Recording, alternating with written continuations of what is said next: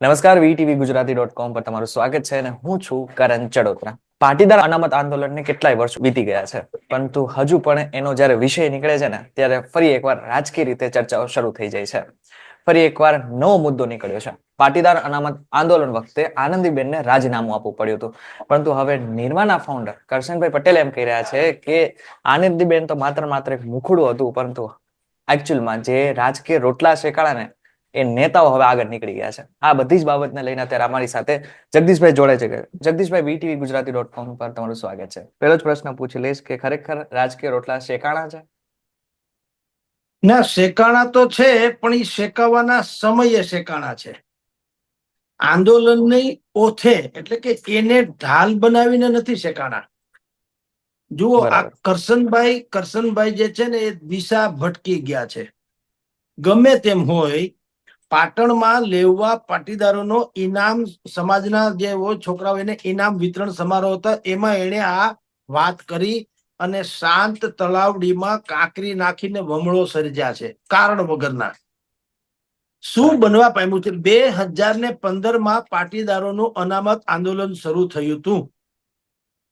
એ મુદ્દો બિલકુલ જટિલ અને બિલકુલ વાજિબ હતો કે ભાઈ, અનામત નામની એક વ્યવસ્થા એવી છે જેને કારણે સવર્ણોના પાટીદાર, બ્રાહ્મણ, પાટીદાર, દરબાર, બીજા બધા જેટલા હોય તે સવર્ણોના સંતાનો બિલકુલ હોશિયાર હોવા છતાં 80-90% માર્ક્સ આવે દાખલા તરીકે, તો પણ સૌથી પહેલો વારો જેને અનામતમાં જેનો વારો હોય 60% વાળા હોય કે 70% વાળા, એનો વારો આવી જાય અને આ લોકો રહી જતા હતા. હવે એને કારણે બીજું ઘટના ઓર બનેલી. આમાં કોઈ પાટીદારે જે આંદોલન કર્યું એ અમને એમ કે આગળ ભણવામાં અનામત નડે છે એમ નહીં, ડિગ્રી મળે છે એમ નહીં, નોકરી ન મળે એમ નહીં. એકચ્યુઅલી સામાજિક ઢાંચો આખો એનો બદલાઈ ગયો હતો. શું કામ? દીકરીઓ ભણવા માંડે, કારણ કે દીકરીની ઉપર કોઈ પ્રકારનું પ્રેશર હોતું નથી. પાટીદાર સમાજ હોય કે બીજા બધા સમાજ હોય, મોટે ભાગે દીકરીઓને બધા લાડકોડથી ઉછરીને એને કોઈ સામાજિક જવાબદારી ઘરની કમાવાની રાખતા નથી હોતા સામાન્ય રીતે. એટલે દીકરીઓ પટેલ સમાજમાં પણ ભણવા માંડી, પીએચડી કક્ષા સુધીનું, અનેક ડોક્ટર થી માંડીને બધી રીતનું ભણવા માંડી. અને છોકરાઓએ શું કર્યું? આ અનામત નડે એટલે એ કઈ આગળ જઈ ન શકે, એટલે એ ધંધામાં વળી ગયા. સમજો, હવે એ ધંધે વળગ્યા એટલે થયું કેવું કે જે શિક્ષિત છોકરીઓ છે એને અભણ અથવા તો ઓછું ભણેલો, સ્વાભાવિક જ એને જીવનસાથી પસંદ ન પડે. એને એમ લાગે કે હું ડોક્ટર છું તો મારો લાઈફ પાર્ટનર પણ એટલીસ્ટ ડોક્ટર યા સાયન્ટિસ્ટ યા ફલાણું કે ટૂંકમાં અપગ્રેડ મારાથી પણ ઊંચો હોવો તો જોઈએ. એસએસસી પાસ ને શું કરવું દાખલા તરીકે. આ જે અનબેલેન્સ થયું એને કારણે શું થયું હતું કે દીકરીઓ બીજી અધર કાસ્ટમાં દીકરીઓ જવા માંડી અને દીકરાએ અધર કાસ્ટની લેવી પડી. એટલે આખું જે પાટીદાર સમાજ છે એમાં આમ જુઓ તો વર્ણસંકર વ્યવસ્થા થઈ ગઈ. દીકરી બીજી જ્ઞાતિમાં જાય, દીકરાએ બીજી જ્ઞાતિમાંથી દીકરી લાવવી પડે. એને કારણે સમાજ આખું જે ઢાંચો આપણે સામાન્ય રીતે એમ કહેવાય છે, પછી હવે યુગ ફરી ગયો એટલે આપણે એમ કહીએ છીએ કે ભાઈ કાસ્ટિઝમ કે કોઈ નાત જાતના ભેદ ન હોવો જોઈએ. સારી વાત છે, હશે, પણ હજી આપણી રૂઢિચુસ્ત પ્રણાલી પ્રમાણે નાત વગર ભાત પડે નહીં એવી કહેવત છે કે ભાઈ પેલો વાત તો એમ કે આપણી નાત હોય તો વધુ રૂડું. અને ઈ તમે ને હું આજે ચર્ચા કરીએ છીએ ને એમાં જે આપણને કદાચ સાંભળનારા હોય ને સમજાય એટલા માટે હું કહું.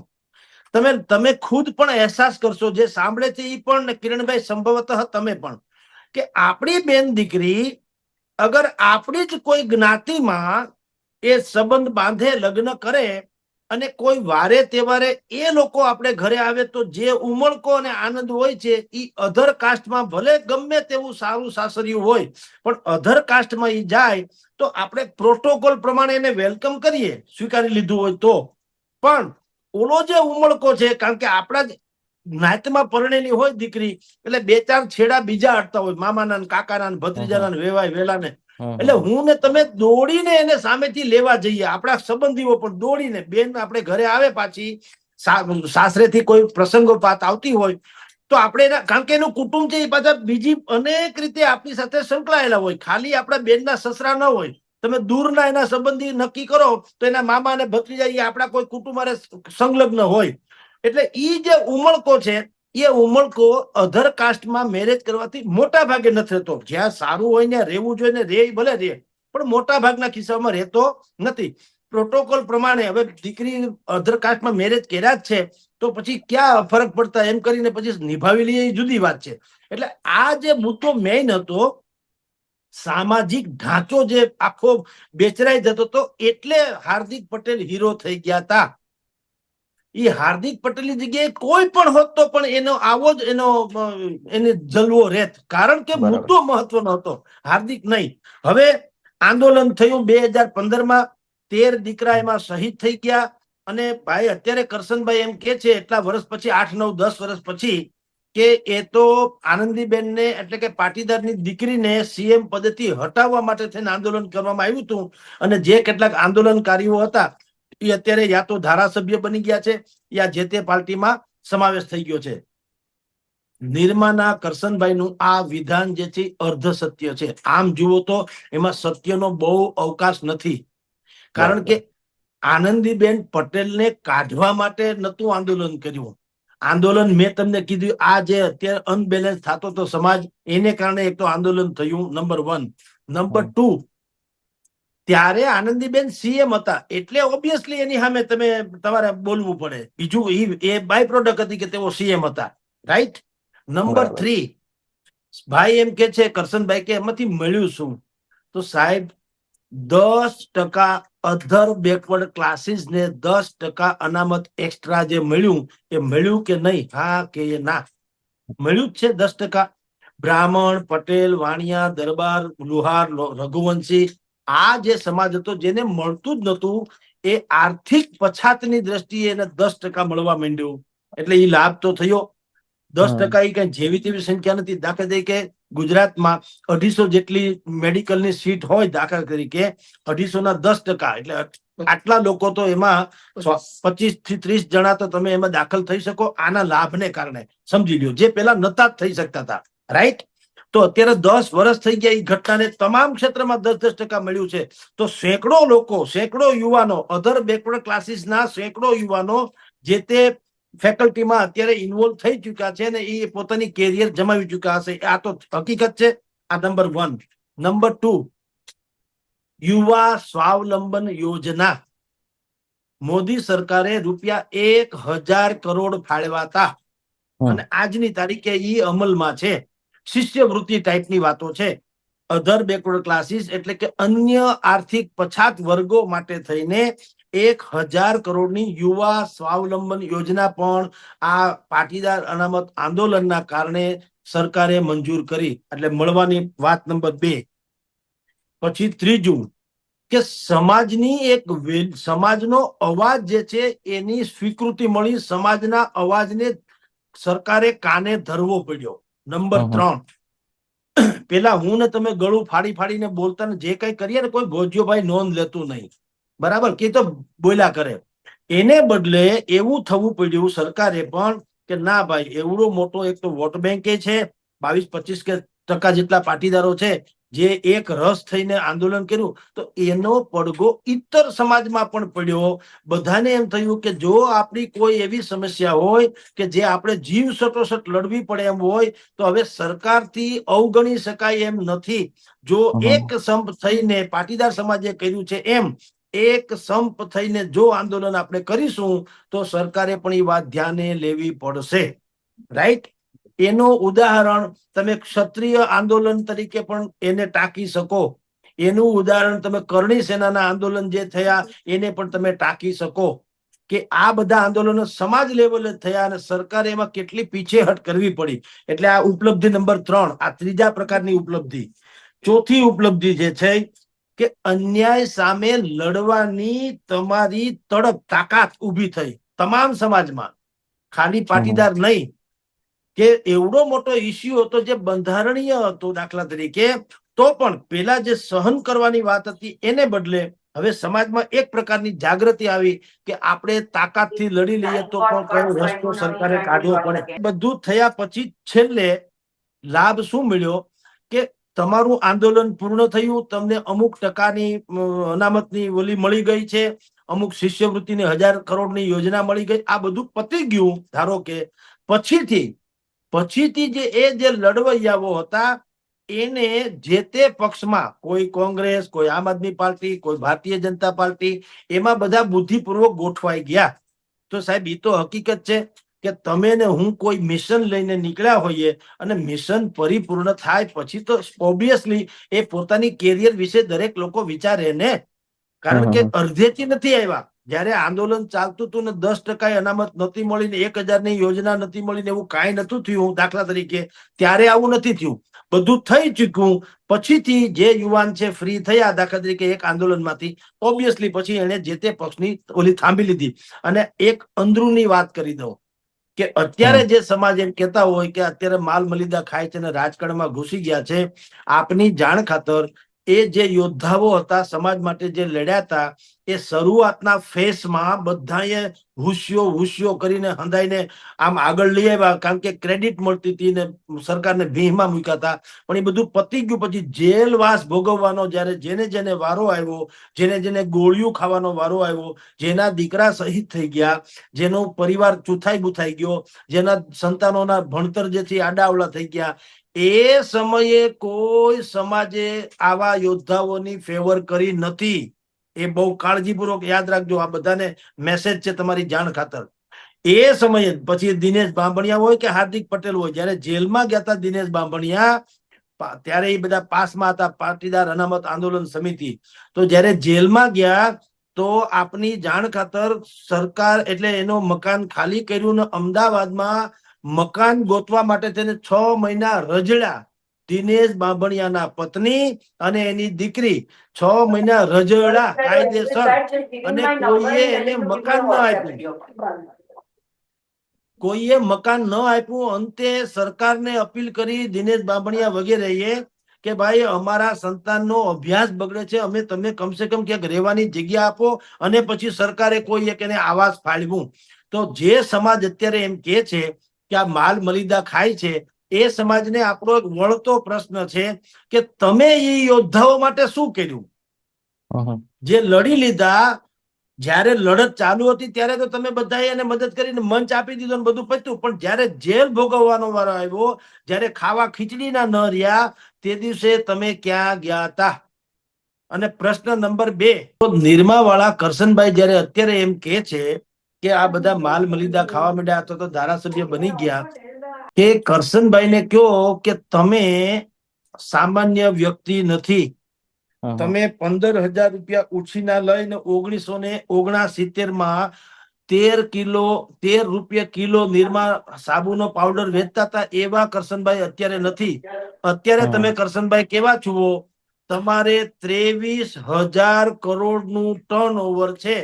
23,000 23,000 કરોડનું ટર્ન ઓવર ધરાવતી, 18,000 લોકોને રોજગારી આપતી અને 7,000 કરોડનું રેવન્યુ એટલે કે નફો આવક મેળવતી તમારી કંપનીના તમે સર્વે સર્વા છુઓ. નિરમામાં કરશનભાઈને કહો કે તમે પાટીદારોના શહીદ થયેલા એક પણ સંતાનને મફતમાં એડમિશન આપવાની જાહેરાત કરી છે ખરી? બરાબર. પ્રશ્ન નંબર 2, તમે જે આંદોલનમાં શહીદ થઈ ગયા 13 જણા, એના પરિવારને એક પાવલું ફાળવ્યું ખરું? બરાબર. નંબર 3, તમારે ત્યાં 18,000 કર્મચારીઓ કામ કરે છે, એમાંથી કોઈ શહીદના પરિવારજનોને પણ નોકરીની તક આપી છે ખરી? ના.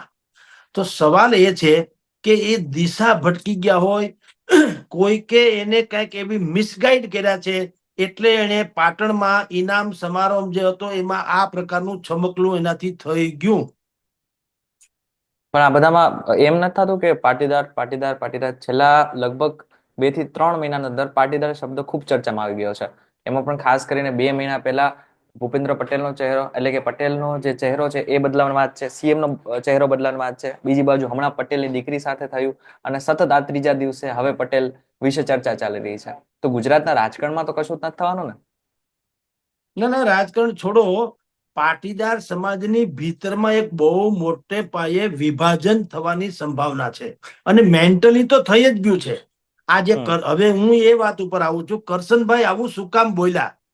જુઓ, અત્યારે એક મેથડ ચાલે છે કે કોઈ પણની વિરુદ્ધમાં બોલવું હોય, પાટીદારની વાત કરું છું, પાટીદારોમાં ને પાટીદારોમાં કોઈની વિરુદ્ધમાં કંઈ બોલાવડાવવું હોય અંદરો અંદર, કે કોઈની ફેવર કરાવડાવવી હોય, તો કરશનભાઈ જેવા ચહેરા જે કોઈ એને ઢાલ બનાવવામાં આવે છે.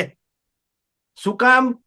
એક સમયે એવી વાત હતી કે સૌરાષ્ટ્રમાં ખોડલધામ બનશે. ખોડલધામ એટલા માટે બનશે કે કડવા અને લેવા બંને પાટીદારો એક થઈ જાય. પણ પછી હવે જુઓ, જે મેઇન હવે વાત આમ જુઓ તો શરૂ થાય છે કે અત્યારે પોલિટિક્સમાં 45 થી 55 જેટલા ધારાસભ્યો પાટીદાર છે ગુજરાતમાં, અને 45 થી 55 જેટલા છે એમાંના મોટા ભાગના લેવા છે.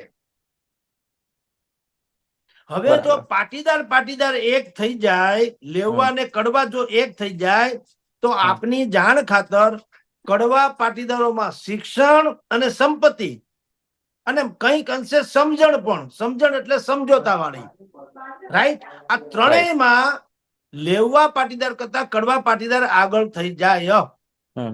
એટલે જો બંને એક થઈ જાય તો અત્યારે ગુજરાતના રાજનીતિમાં જે લેવા પાટીદારોનું પ્રભુત્વ છે, યા તો ઈ ઓછું થઈ જાય અથવા તો એના જેટલું જ કડવા પાટીદારનું પણ થઈ જાય.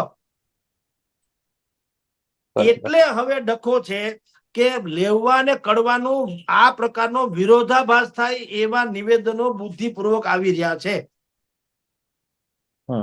આપની જાણ ખાતર લેવા ને કડવા એ બંને જો એક થાય તો આખી સ્થિતિ પલટી શકે એમ છે.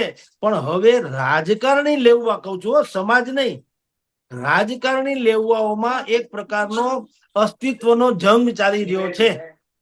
તમે જુઓ, જયેશભાઈ રાદડિયા અને નરેશ પટેલ અનેક વખત સામસામા આવી ગયા. શું કામ ભાઈ? બે સુખી છે, બે પાસે નાખા માગની એટલો કાવડિયા છે, ભગવાનની દયા છે બધી રીતે.